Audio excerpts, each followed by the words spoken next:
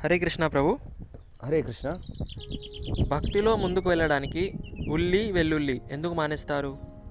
భగవంతునికి అర్పించేటప్పుడు ముఖ్యంగా భక్తులు ఈ ఉల్లిపాయ వెల్లిపాయని వాడరు.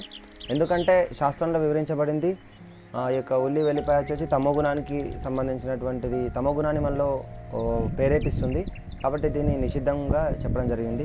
తర్వాత బయట ఉన్నటువంటి అపోహ ఏంటంటే, ఇక ఉల్లిపాయ వెల్లిపాయ లేకుండా మంచి మంచి రుచికరమైనటువంటి ఆహారాన్ని వండలేమని. అది సరైనది కాదు. మీరు చూడొచ్చు, ప్రపంచవ్యాప్తంగా ఇస్కాన్ మందిరాలలో కూడా, మన కూర్మ గ్రామంలో కూడా మీరు చూడొచ్చు, ఎంతో మన ప్రసాదంకి చాలా ప్రత్యేకమైనది. ముఖ్యంగా ఇస్కాన్ మందిరాన్ని కూడా ఇది కిచెన్ రిలీజియన్ అని చెప్తారు అన్నట్టు. అంటే వంట నుంచి ప్రారంభమైనటువంటి ఉద్యమం అన్నట్టు ఇది.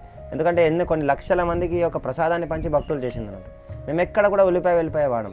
కానీ భగవంతునికి ఇది ఇవ్వడం ద్వారా ఆ యొక్క ఆధ్యాత్మిక శక్తిని పూర్ణమవుతుందండి. ముఖ్యంగా ఈ రుచి అనేటువంటిది ఎప్పుడైతే ప్రేమతో మనం భగవంతునికి వండుతామో, అప్పుడు అది భగవంతుడు దాన్ని స్వీకరించి ఒక ఆధ్యాత్మిక శక్తిని దాంట్లో నింపుతాడు. అందుకోసం అందరికీ రుచి వస్తుంది అన్నట్టు. తర్వాత అది లేకుండా కూడా, ఉల్లిపాయ వెల్లిపాయ లేకుండా కూడా మేము ఎంతో రుచికరంగా మనం ఈ ఆహారాన్ని వండొచ్చు. దానికోసం శిక్షణ అనేటువంటిది అవసరం. మీరు ఎవరైతే దీన్ని వదులుకోలేకపోతున్న రుచి కోసం మీరు మేము కుర్మగాలను మీరు సంపాదిస్తే, లేకపోతే మీకు తెలిసిన భక్తుల్ని కూడా, ఇస్కాన్ భక్తుల్ని కూడా మీరు సంపాదిస్తే వాళ్ళు ఎలా వండాలో చెప్తారు. కానీ కేవలం రుచి కోసం ఈ ఉల్లిపాయ వెల్లిపాయని మీరు వాడకండి. ఇది మీ భక్తికి పురోగతిలో ఒక అవరోధంగా ఏర్పడుతుంది. ముఖ్యంగా భగవంతునికి ఈ ఉల్లిపాయ వెల్లిపాయలతో వండిన ఆహారాన్ని మనం నివేదన చేయకూడదు. హరే కృష్ణ.